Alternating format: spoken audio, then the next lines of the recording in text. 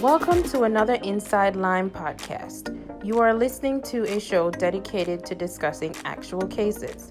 Dr. Daniel Cameron has been treating adolescents and adults for more than 30 years. He feels that the best way to get to know Lyme disease is through reviewed actual cases. Please remember that the advice given is general and not intended as specific advice as to any particular patient. If you require specific advice, then please seek that advice from an experienced professional. Now please welcome Dr. Daniel Cameron.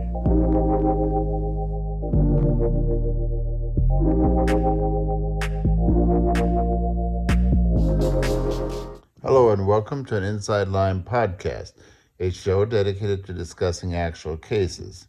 I'm Dr. Daniel Cameron.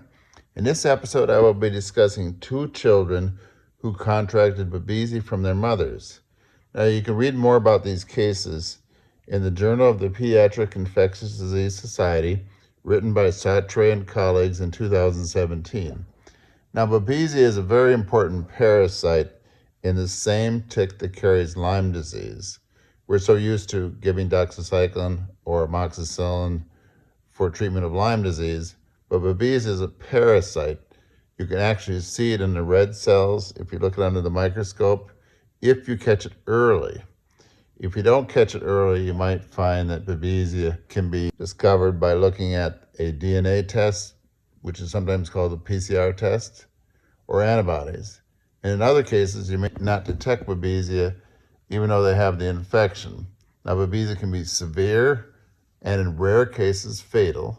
Babesia can also be mild or have no symptoms. In some cases, Babesia can be transmitted through a blood transfusion and during pregnancy.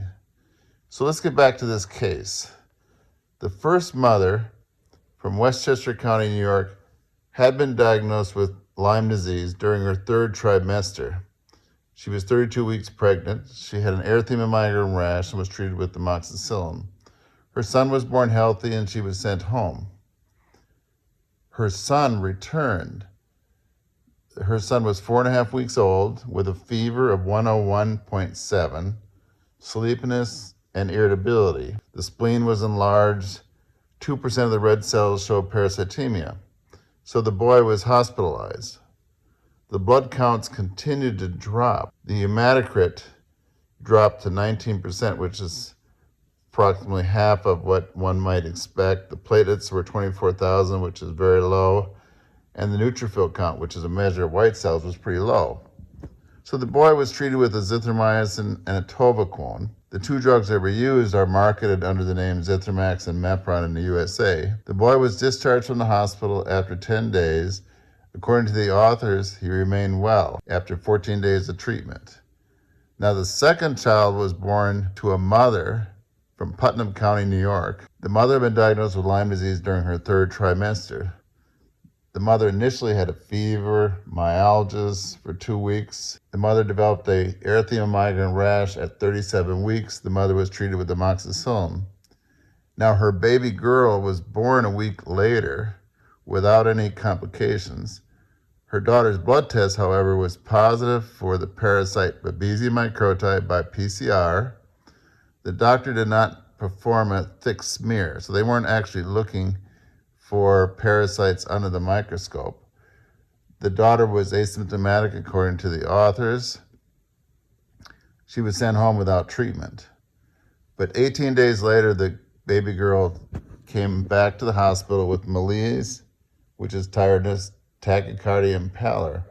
The blood smear now showed red blood cells with Babesia. 0.5% of the cells showed Babesia. Her hematocrit was also low. It dropped to 20.1%, which is about half of what you expect. The white count and platelet count were low. She was treated with azithromycin and atovaquone. But because there was so much anemia, pallor, malaise, the doctor gave a blood transfusion. Because of the worsening anemia and persistent parasites in the red cells, the doctors added clindamycin to the medication list. So now the girl completed 14 days of treatment with 3 antibiotics. So what can we learn from these cases? Mothers can contract Babesia during their pregnancy. Pregnant women with Babesia can transmit Babesia to their babies in utero, which is of course a concern because when you treat with amoxicillin, there's always the worry about whether Babesia is also in the baby. Now, there can be a delay in onset of Babesia. In this case, the children were diagnosed with Babesia after being home for a few weeks. And Babesia can be severe. In this case, one of them needed a blood transfusion, and both of them required an extended hospital stay. So what questions do these cases raise? Well, how does a doctor or a parent recognize Babesia in a baby? Because the baby can't really talk, can't share much information. You might have a temperature, but the temperature can be from another reason. Baby might be irritable, and that's hard to tell. Would Babesia have been recognized if the mother did not develop an erythema migrans rashes? What happens if they just developed Babesia, never had a rash, or they had Lyme without a rash? How would the doctor recognize Babesia in a child? Would early treatment for Babesia in the baby girl who had the positive PCR test have avoided the need for hospitalization and the blood transfusion? Now, what happens if a pregnant woman were infected with Babesia earlier in the pregnancy, before the doctors could make a diagnosis? There are also reports of loss of a baby, and you wonder if Babesia has anything to do with the loss of a baby during a pregnancy. Should a pregnant woman who contracts Lyme disease be treated for Babesia? If so, do we have any safe treatment for Babesia? Because if we wanted to treat, we don't find that there is a FDA-approved drug or a standard drug that can be used for Babesia if the woman is pregnant. In my practice, each individual requires a careful assessment. That's why I commonly order tests for anemia, liver, kidney, thyroid, lupus, rheumatoid arthritis, other tests as needed, and I test for tick-borne infections. I also arrange for consultations such as neurologists, rheumatologists, and ophthalmologists. Many patients are complex, as highlighted in this Inside Lyme podcast series. The tests are not all that reliable. A single course of antibiotics can fail. I've had individualized therapy for these patients. I treat adolescents and adults for Babesia using clinical judgment if the tests are negative. We need more doctors with skills diagnosing and treating Babesia in children. We could certainly use a reliable test to determine who has Babesia and how to be sure Babesia has resolved. Just clearing the parasites in the red cells isn't enough. We need to determine the best course of treatment for pregnant women and children. We hope that if a professional sees a newborn child with Babesia, that they can use these cases to remind them to look for Babesia in the baby and the mother and treat accordingly. Finally, we need to give doctors the freedom to treat these difficult cases without undue interference by colleagues, insurance companies, medical societies, and medical boards. Thank you.